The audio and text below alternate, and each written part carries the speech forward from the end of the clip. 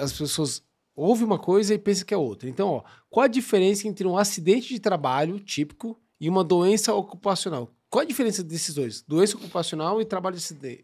O nome já diz, típico. É típico do trabalho. Então, eu estou executando aqui, vou bater um prego, acertei Acertou meu o dedo.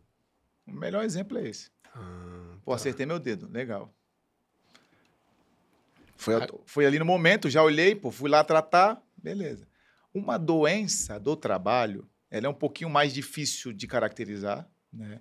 Mas, por exemplo, vamos dar aqui uma atividade... Um abafador, por exemplo, máquina... Exato. Mas eu vou dar um exemplo mais fácil do cara entender. Um produto químico. Tinta. Tô aqui pintando.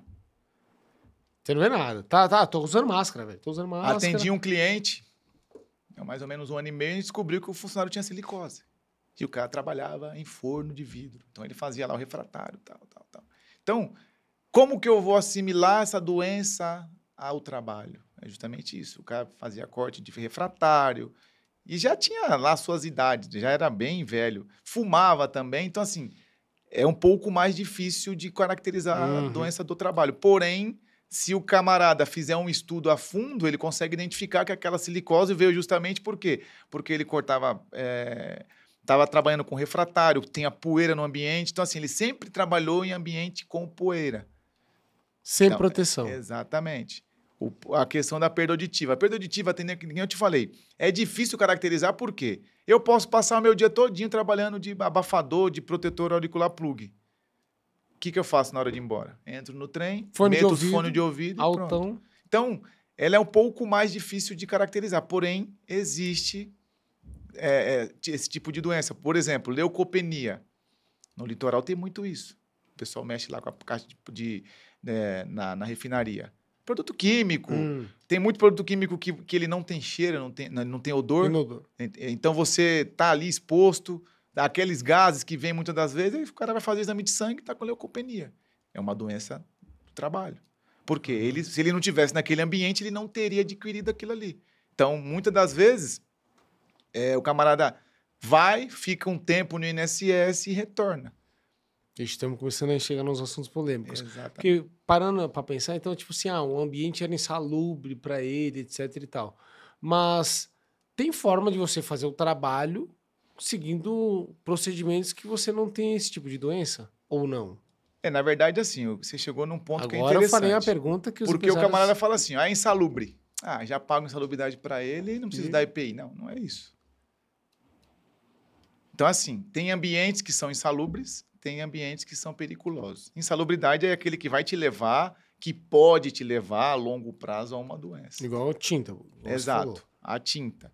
Eu tenho o periculoso. Que é alto, por exemplo? Isso não, é periculoso? Periculoso é o seguinte, é aquele que se aconteceu deu uma cagada, morreu todo mundo de uma vez só. Então, pronto, um exemplo, posto de gasolina. Se explodir, já era. Mas, além dele ser periculoso, ele é insalubre. E aí eu não posso pagar os dois. Então, qual que é o mais crítico? Periculoso. Então, ele vai pela periculosidade. Então, assim, ô Daniel, você vai trabalhar aqui no posto, só que é o seguinte, se explodir qualquer hora, você morre. Vou te pagar 30% em cima do teu salário para você correr esse risco, beleza? Beleza. Você está correndo um risco e pronto, você sabe. Só que aí você sabe que não pode fumar, não pode telefone, na área do posto, um monte de regrinha. Que se você... já não consegue fazer o funcionário acompanhar aquilo. Imagina você num posto que chega um cara com telefone, não pode ter telefone. Então, você já sabe, eu vou te pagar os 30%, você sabe que se explodir aqui, você morre. A mesma coisa com a insalubridade.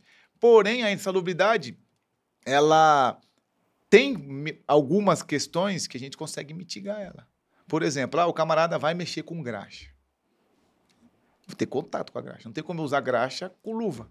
É verdade. Então... pode ser insalubre? Depende. Tipo mecânico, né, você diz. Exato. Como que eu coloco uma luva no mecânico de máquina, por exemplo, de carro? Não tem como. Então, existem umas luvas químicas, né? Que você passa na mão, um creminhozinho, e ele vai fazer a proteção. Porém, qual que é o detalhe? Ele tem a recorrência diária para estar repassando. Então, o cara encheu um monte de graxa. Lavou, vamos reforçar aquela passada. Mas, respondendo aí a sua pergunta, tem relação, tem camarada que aposenta para especial, tem camarada que tem direito à periculosidade, tem direito à insalubridade, porém, deve ser feito um estudo em cima disso. Aí a gente vem com o LTCAT, que é o laudo técnico das condições do meio ambiente de trabalho.